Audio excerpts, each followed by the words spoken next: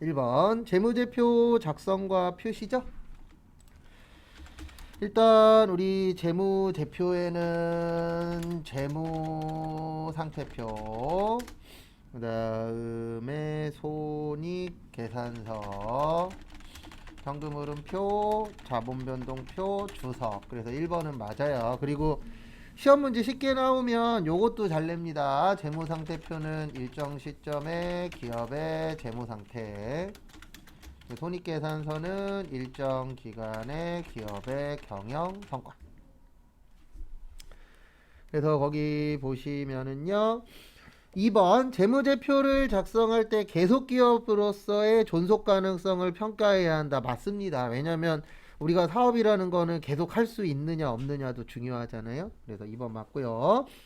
정답은 3번이세요. 저기에다 밑줄 치세요. 중요한 항목. 중요한 항목은 별도 표시하는 거고요. 덜 중요한 항목은 통합 표시하는 거예요. 그래서 중요한 거는 따로 쓰면 안 되잖아요. 그 통합이라는 게 합치는 겁니다. 그래서 합치면 안 되잖아요. 네, 그래서 중요한 거는 따로 쓰고 덜 중요한 것만 합친다가 맞습니다. 그래서 정답은 몇 번이 되세요? 3번. 그 다음에 2번 저기에다가 밑줄 치세요. 재고자산. 그래서 재고자산 나오시면 일단 요게 기억이 나셔야 됩니다. 판매 목적. 그 다음에 수량 결정 방법에는 뭐뭐뭐뭐가 있냐면 계속기록법, 실지재고조사법, 혼합법. 그 다음에 단가는 개별, 선입선출, 후입선출, 가중평균법에 계속기록법 쓰면 이동평균법. 그러니까 이론 문제 풀면서 계속 정리를 하는 거예요. 그리고 기억 안 나면 다시 외우시고. 왜냐면 풀어보면 아시겠지만 뭐가 나올지 우리가 모르잖아요. 요 파트에서 나온다지 이게 나온다가 아니기 때문에. 그래서 1번 보시면은요. 선입선출법은 기말재고자산이 가장 최근의 매입분으로 구성되어 기말재고자산이 시가에 가깝다. 맞습니다. 정답은 2번이세요. 왜 2번이냐면 개별법은 가장 정확하거든요. 근데 계산은 복잡해요. 근데 거기는 지금 뭐라고 써있냐면은 개별법이 실무에 적용하기 쉬우며 이게 아닙니다. 실무에 적용하기 어려워요. 그 다음에 가장 정확한 건 맞아요. 왜냐면 개별의 뜻이 몇 개씩 계산하시는 거예요? 하나씩 계산하는 거잖아요. 그래서 우리 하나씩 계산하면은 계산하기가 어때요? 수월합니다. 그래서 정답은 2번. 그 다음에 후입선출법은 매출 원가가 가장 최근 매입분으로 구성되므로 수입비용의 대응이 선입선출법보다 적절히 이루어진다. 맞아요. 이게 무슨 뜻이냐면은 후입선출법의 뜻은 최근의 거를 파는 거잖아요. 그러면 최근의 걸 파는 거니까 원가도 최근 거, 수익도 최근 겁니다. 그 다음에 4번에 보시면 거기 밑에다가 이렇게 적어주세요. 총평균법 밑에다가 계속기록법. 자, 여기 적어놨죠? 계속기록법이 이동평균법 밑에요. 죄송합니다. 잘못 불러드렸네요. 그래서 계속기록법은 이동평균법이고 총평균법이 실지재고조사법입니다. 그래서 그것도 같이 좀 봐주시기 바랍니다. 그 다음에 3번 유형자산. 우리 무형자산이 있고요. 유형자산이 있는데 두 가지의 차이점은 하나예요. 둘 다 영업에 사용하는 겁니다.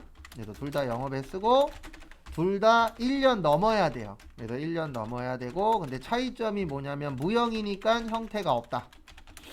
그 다음에 유형이니까 형태가 있다.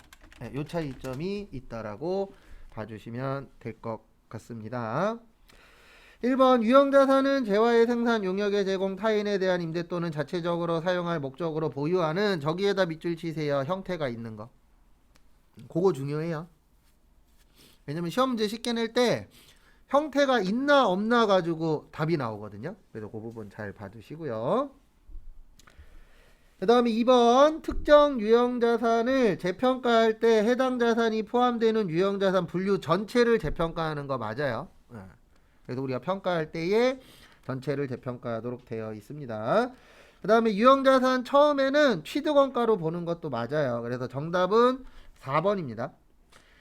요거는 간혹가다 한 번씩 내는데 솔직히 맞추기가 아주 쉬운 내용은 아니세요.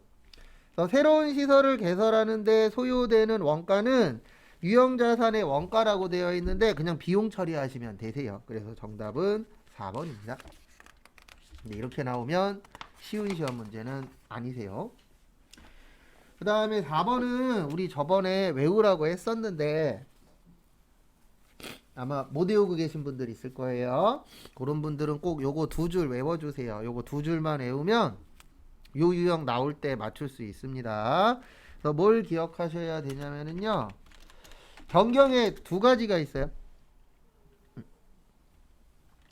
그래서 두 가지가 있는데 정책의 변경이 있고 추정의 변경이 있습니다.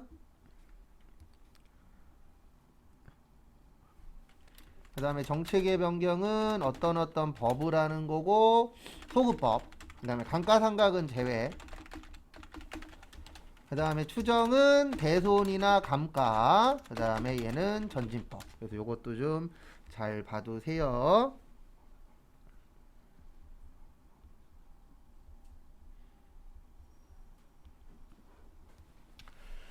그래서 정답 1번이에요. 네, 법에서 법 바꾸는 건 정책입니다. 그래서 요거 두 줄 잘 숙지하고 계세요. 간혹가다 한 번씩 나오기 때문에.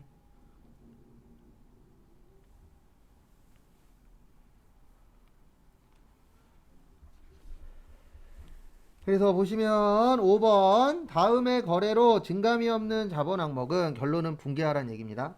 저기에다 밑줄 치세요. 자기 주식. 그러니까 붕괴하고 컨트롤 F로 찾으셔야 돼요.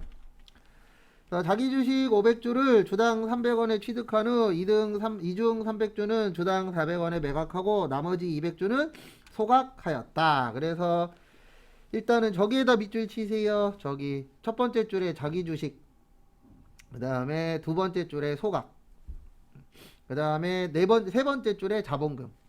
그래서 1번은 아니에요. 그 다음에 붕괴를 해드리면 이렇게 됩니다. 어떻게 되냐면은요. 일단 차변에 자기 주식 500주를 300원에 사셨대요. 그래서 어디 갔냐? 계산기. 그래서 500주를 300원 주고 사면 15만원 돼요. 맞나? 500주 곱하기 300원. 네, 15만원. 그 다음에 거긴 안 나와 있는데 그냥 현금 주고 샀다라고 볼게요. 15만원. 그 다음에 300주는 주당 400원에 매각했대요. 그러면 현금으로 12만원 받았고 대변에 자기 주식은 300원 주고 샀으니까 9만원이 되는 거고요. 그 다음에 3만원 비싸게 팔았으니까 자기 주식 처분 2. 그래서 붕괴하면 얘는 자본 조정. 그래서 3번 아니고 얘는 자본잉여금. 그래서 2번 아닙니다. 그 다음에 이거 중에서 나머지 200주는 소각했대요. 그러면 소각하면 대변에 자기 주식 6만원 소각했고요. 총 15만원어치 샀으니까 요거 자본 조정. 그 다음에 차변에 자본금. 우리 자본금은 무조건 주식 발행수 곱하기 액면가액입니다. 그래서 액면금에 거기 200원이라고 되어 있죠. 그러면 200원 200주니까 4만원 나와요. 그래서 감자에서 손해본 걸 뭐라 그러냐면 감자 차손이라고 합니다. 그래서 이게 자본 조정이에요. 그래서 기타 포괄은 없어요. 자본금은 여기 있잖아요. 자본금. 그래서 뭐를 하셔야 되냐면 이거 안 됩니다. 이거 잘 되는 게 이상한 거예요. 뭐를 꾸준히 해보셔야 되냐면은요. 붕괴 있죠. 글씨하고 숫자 나오면 어차피 붕괴 싸움이거든요. 그래서 해보려고 노력을 하셔야 됩니다. 못했다 그래서 절대 잘못된 거 아니에요. 2분기 할 줄 아는 사람 제가 봤을 때 수업만 들어갖고는 그렇게 많지는 않습니다. 전국에. 그 다음에 6번은 저기에다 밑줄 치세요. 원가. 요런 거 틀리시면 안 돼요. 시험장 가셔서. 여기 원가라고 쓰여 있죠. 우리 원가 회계는 여기랑 관련된 거라 그랬잖아요. 생산, 공장, 뭐 조립, 네, 이런 식으로 이제 공장 쪽하고 연관이 있는 거죠. 그래서 정답 4번이에요.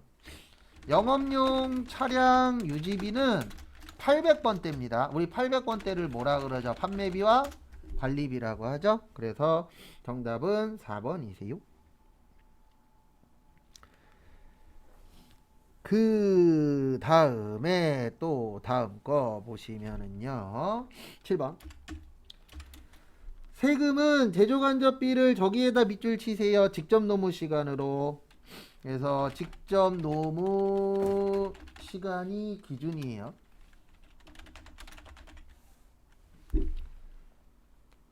그 다음에 예정 배부하고 있다. 당초 제조간접비 예정 배부액은 예산 금액은 150이래요. 그래서 예산은 150만원에 500시간. 근데 실제는 얼마가 발생했대요? 165만원. 그럼 거기 내용에 보시면 제조간접비 배부 차이가 발생했대요? 발생하지 않았대요? 발생하지 않았대요. 그게 키포인트예요. 어디가 키포인트라고요? 발생했다, 발생하지 않았다, 발생하지 않았다가 키포인트입니다. 그래서 여기 보시면 150만원을 150만원이 아니지. 여기 보시면 저기 어디 갔냐, 150만원이 500시간이었잖아요. 그러면 500시간으로 나눠주시면 그러면 시간당 얼마 나와요? 3,000원 나와요. 얼마 나온다고요? 3,000원. 그러면 165만원이 되려면 3,000원에다가 얼마 곱해야 되죠? 550시간 곱하면 165만원 나오죠? 그래서 정답은 550시간 3번이에요. 왜냐면 여기에서 키포인트는 배부 차이가 발생하지 않았다는 뜻이에요. 그러면 배부 차이가 발생하지 않았다는 얘기는 결과값이 같다는 얘기잖아요. 그러면 3,000원이라고 계산했을 때 시간당 그럼 몇 시간이 되면 양쪽이 같은 거예요? 550시간. 그래서 정답은 3번. 그 다음에 8번 저기에다 밑줄 치세요. 매출원가.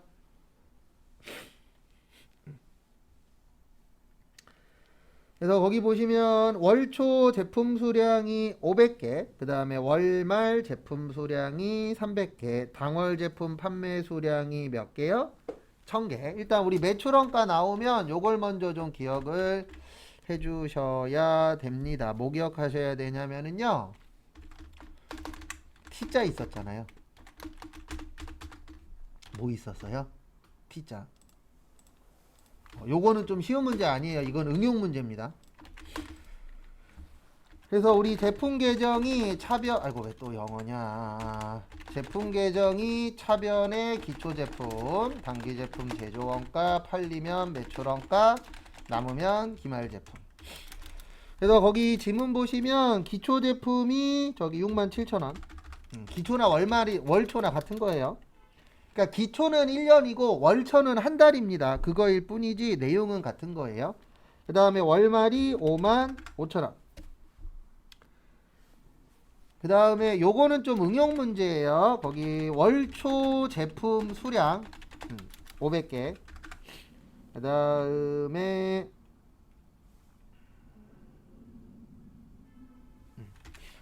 월말 제품 수량이 요건 이제 수량으로 구하는 거예요. 월말 제품 수량이 300개.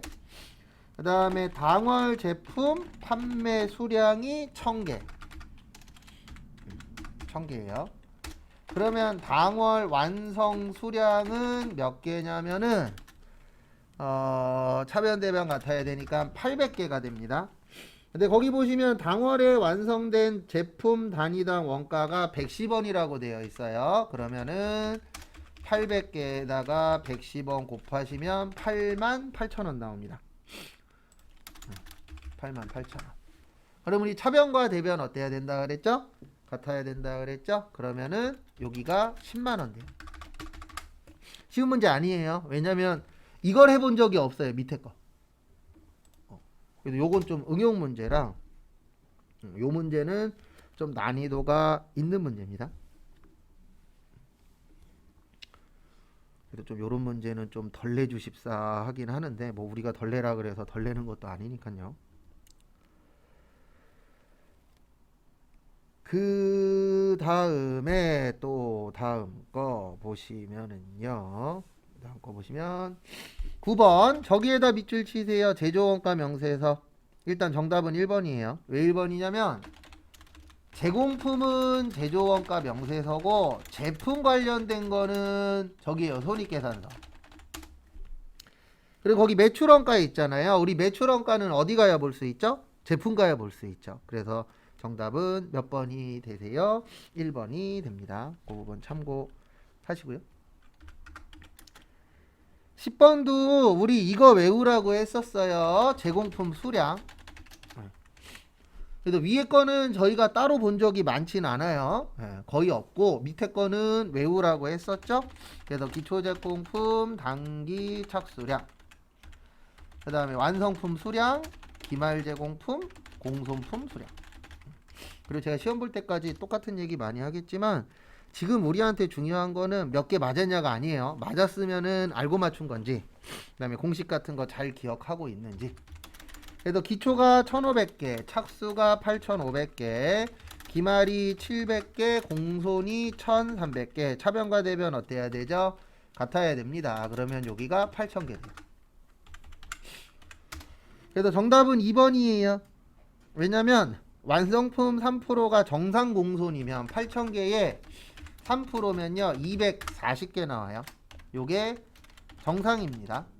그러면 1300개에서 240개 빼면 1000 몇 개 나와요? 60개 나오죠? 요게 뭐가 되는 거예요? 비정상. 그래서 정답은 2번. 그러니까 이 문제 시험 때 꼭 맞추셔야 되는데 왜 그러냐면 T자만 구할 수 있으면은요 그렇게 난이도가 높은 시험 문제는 아니에요. 그래서 요런 거는 어느 정도 준비하셔서 맞춰주셔야 됩니다. 그래서 참고하시고 그 다음에 다음 것도 보시면은요 11번 저기에다 밑줄 치세요. 과세표준. 그리고 빈 공간에다가 요것 좀 적어 보세요. 제가 앞으로 과세표준 나오면 맨날 이거 쓰라고 할 거예요. 매출 공급가액, 그 다음에 공급가액의 뜻은 부가세 별도, 그 다음에 공급 대가의 뜻은 부가세 포함, 납부세액은 매출세액 마이너스 매입세액, 그 다음에 저기 매출세액 계정 과목은 부가세, 예수금, 부채. 왜냐면 세금 내기 위해서 받는 게 예수금이에요. 그 다음에 매입세액은 부가세, 대급금, 자산. 왜냐면 대신 지급했기 때문에 나중에 돌려 받아야 됩니다. 그래서 남이 나중에 돌려받는 건 자산이죠.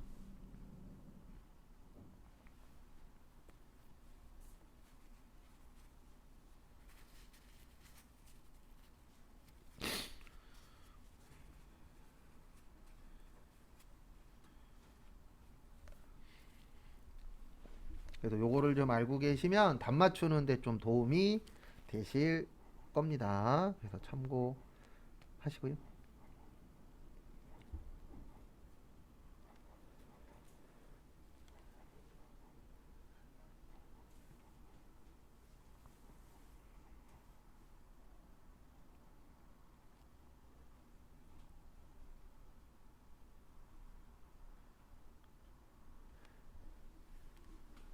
그래서 요걸 가지고 이제 답을 구해 보도록 하겠습니다. 그래서 같이 보시면은요.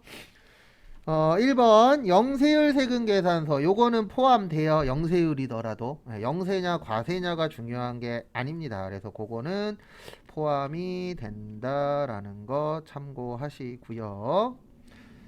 그 다음에 두 번째 보시면 그래서 200만원은 포함이에요. 그 다음에 영세율은 없죠. 그 다음에 세금계산서를 받고 매입한 물품은 공급가액 1550에 부가세 155만원. 근데 이중거래처 선물용 요거는 불공입니다. 그래서 불공은 빼야 돼요. 그래서 155만원에서 5만원 빼면 150만원이 돼요. 요게 매입세액입니다. 그 다음에 우리 납부세액 어떻게 구한다 그랬죠? 매출세액 마이너스 매입세액. 그래서 납부세액이 250이래요. 그러면 매출세액은 모르죠? 매입세액은 150. 그러면 매출세액은 얼마가 되냐면 400이 돼요. 얼마가 돼요? 예? 물어보세요. 네, 맞죠? 네. 근데 400인데 지금 우리가 물어본 거는 과세표준이에요. 과세표준은 공급가액이거든요. 그럼 공급가액은 얼마가 돼요? 4천이 돼요. 그래서 요거는 매출 공급가액이 되는 거고 여기는 영세율 공급가액이 되는 거예요. 네. 그래서 두 개 더하면 4,200. 그래서 정답은 3번. 참고하시고. 그 다음에 또 다음 거 보시면은요. 또 다음 거 보시면 12번. 그래서 일단 요 기본적인 용어들 잘 숙지 좀 해놔 주세요. 그 다음에 다음 거 또 보시면은요. 12번. 부가가치 세법상 사업자 등록과 관련된 거죠. 앞에 보시면 우리 사업자 등록증은 사업 개시일로부터 20일 이내에 신청하라고 되어 있습니다. 그래서 첫 번째로 요 부분을 알고 계셔야 되고요. 그 다음에 두 번째로 알고 계셔야 되는 게 2일 이내에 발급해 주도록 되어 있습니다. 그래서 발급받는데 2일이면 된다라는 거 요거 두 번째로 알고 계시고요. 그 다음에 이제 세 번째로 아셔야 되는 게 요거 사업 개시일 전이라도 신청은 가능합니다. 그래서 여기까지 알고 계시면 문제 푸실 때 좀 도움이 되실 겁니다.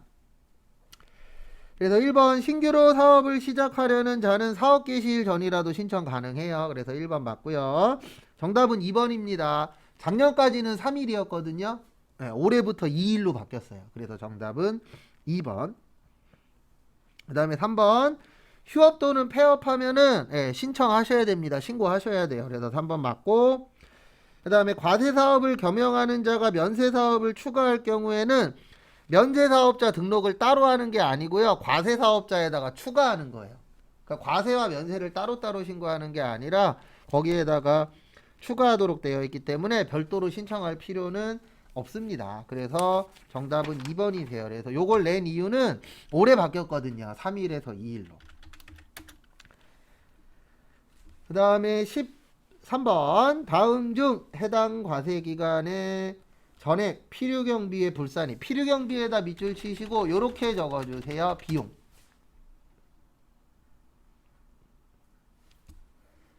그래서 뭐라고요? 비용을 이야기합니다. 그래서 그 부분 참고를 좀 해주세요. 그래서 하나씩 보시면은요. 그 다음에 저기에다 밑줄 치세요. 불산입. 그래서 뭐라고요? 불산입. 거기에다가 밑줄을 쳐주세요. 그래서 첫 번째 저기에다가 밑줄 치세요. 법령. 법령에서 정한 건 됩니다. 그래서 우리 기부라는 게 일반적으로 관련 없이 하는 것들이 많잖아요. 그래서 1번은 맞습니다. 그 다음에 2번 보시면 가사경비는 인정할까요? 안 할까요? 안 하겠죠. 그래서 불산입의 뜻이 뭐냐면 인정 안 한다는 뜻이에요. 불자가 아니 불자잖아요. 그래서 인정하지 않는다. 그 다음에 나는 그래서 안 됩니다. 가사경비라. 그 다음에 벌금도 안 돼요. 왜 안 되냐면 우리 국가에서 법 만들 때 제대로 하라 그랬어요? 대충 하라 그랬어요? 제대로 하라 그랬죠? 근데 잘못하면은 그때 뭐 내는 거예요? 벌금 내는 거기 때문에 벌금 자체는 잘해서 내는 게 아니잖아요. 그래서 요거는 인정을 안 해줍니다. 그 다음에 성급 비용도 안 돼요. 왜 안 되냐면 성급 비용은 이거 아시는 분들은 아시겠지만 올해 거예요? 내년 거예요? 내년 거잖아요. 그리고 올해 거에 처리하면 된다? 안 된다? 안 된다. 그리고 대손금은 돼요. 왜냐면 대손이라는 게 돈 못 받는 거잖아요.